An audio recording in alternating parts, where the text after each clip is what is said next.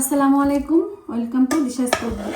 আজকে আমি রান্না করেছি লাউ শাক দিয়ে ইলিশ মাছের মাথা কাটাকুটি দিয়ে। একদম সাধারণ একটা রান্না, কিন্তু খেতে কিন্তু খুবই অসাধারণ। আপনারা রান্নাটা দেখলে বুঝতে পারবেন যে কত সহজ এবং সাধারণভাবে রান্না করেছি, কিন্তু এটা দিয়ে ভাত খেতে কিন্তু আপনাদের কাছে একদম অসাধারণ লাগবে। সো আর দেরি না করে চলেন রান্নাটা কীভাবে করেছি সেটা দেখে নিই। আর যদি ভালো লাগে তাহলে অবশ্যই আমার দিশাস কুকবুকটা, আমার শখের রান্নার চ্যানেলটা সাবস্ক্রাইব করবেন। আসসালামু আলাইকুম। আজকে রান্না করব আমি আমার নিজ হাতে লাগানো লাউ গাছের শাক। সেই শাকটা রান্না করব কিন্তু একটু অন্যভাবে, যেটা খেতে আমার কাছে খুব বেশি ভালো লাগে। একদম খুবই সাধারণ, কিন্তু খেতে অনেক বেশি মজা।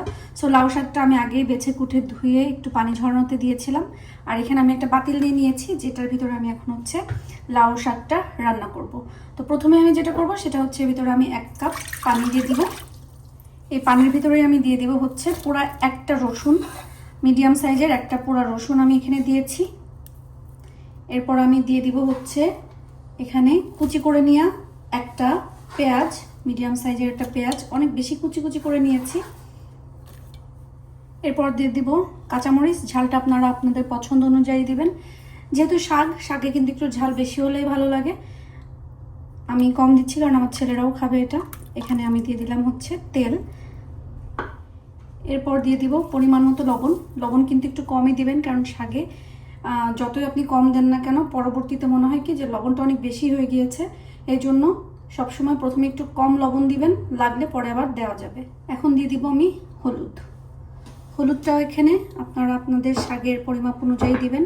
আমি এখানে 1/2 টিস্পুন দিয়েছি। এখন আমি চুলাটা জাল দিয়ে দিব, তবে এটা আমি ঢেকে দিতে হবে।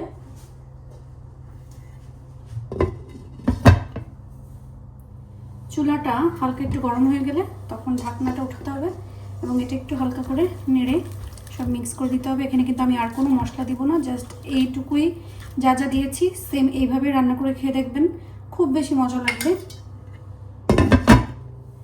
পানিটা উতলাই গেছে, মানে এখানে বয়েল হওয়া শুরু করেছে। এখন আমি যেটা করব সেটা হচ্ছে এর ভিতরে শাকগুলা দিয়ে দিব। বিসমিল্লাহ।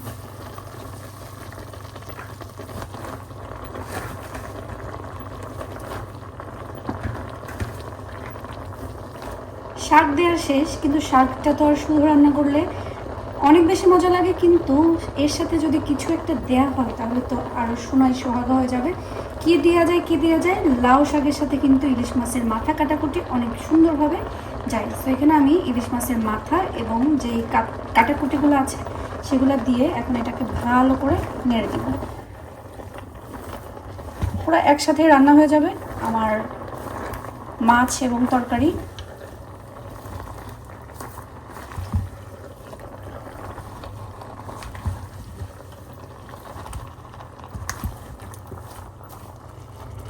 এক পিস মাছ, এটা একটু পরেই দিচ্ছি কারণ মাছটা সেদ্ধ হতে একটু সময় নেয় না বেশি।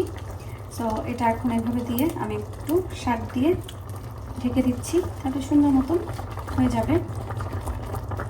কি সুন্দর একটা ঘ্রাণ যে বের হয়েছে, আমি বলে বোঝাতে পারবো না। অনেক সুন্দর একটা ঘ্রাণ বের হয়েছে। অনেক সময় জাল দেওয়ার পরে এখন আমি ঢাকনাটা উঠাতে দিই। বিশ্বাস করেন এত সুন্দর একটা ফ্লেভার বের হয়েছে। আর আরেকটা জিনিস বলতে ভুলে গেছি, সেটা হচ্ছে আপনারা কিন্তু রসুনটা যত সম্ভব চেষ্টা করবেন একটু মোটা মতো করে দেওয়ার জন্য। তখন আপনি শাকের সাথে যখন এই রসুনটা একটু ডলে খাবেন বা একটা কাঁচামরিচ একটু ডলে খাবেন, খেতে কিন্তু অনেক বেশি মজা লাগবে। আর এটা কিন্তু বিশ্বাস করেন একদিন একটু রান্না করে খেয়ে দেখেন ঠিক এইভাবে, কোনো মশলা টশলা ছাড়া, অনেক বেশি ভালো লাগে। এবং ইলিশ মাছের ফ্লেভারটা একদম অথেন্টিকভাবে, ইলিশের যে ফ্লেভারটা সেটা কিন্তু শাকে থেকে যায়। তো আমার এখানে শাক রান্নাটা শেষ হয়ে গিয়েছে, এখন আমি চুলাটা অফ করে দিব। আর নামানোর আগে অবশ্যই আপনারা মানে লবণ টবণ সব কিছু চেক করে নামাবেন। লবণ কম হলে অ্যাড করে আবার 2 মিনিট জাল দিয়ে তারপরে চুলাটা অফ করে দেবেন। তো আমার এখানে শাকের ঝোল রেডি। দেখেন কত সুন্দর একটা পাতলা পাতলা ঝোল হয়েছে। আর এই ঝোল শাক দিয়ে ভাত খেতেই কিন্তু অনেক বেশি ভালো লাগবে, শরীরও ভালো থাকবে, মনও ভালো থাকবে। আর এখন যে পর্যায়ে আমরা আছি, আমাদের শরীর ভালো রাখাটা কিন্তু অনেক বেশি প্রয়োজন। আমার রান্না যদি ভালো লেগে থাকে তাহলে আমার শখের রান্নার যে চ্যানেলটা, ইউটিউব চ্যানেলটা দিশাস কুকবুক, এটা একটু সাবস্ক্রাইব করে দেবেন। এবং আপনাদের কোনো কিছু জানার থাকলে, রান্না ভালো লাগলে কমেন্ট করে জানাবেন। আজকের মতন বিদায় নিচ্ছি। আল্লাহ হাফেজ।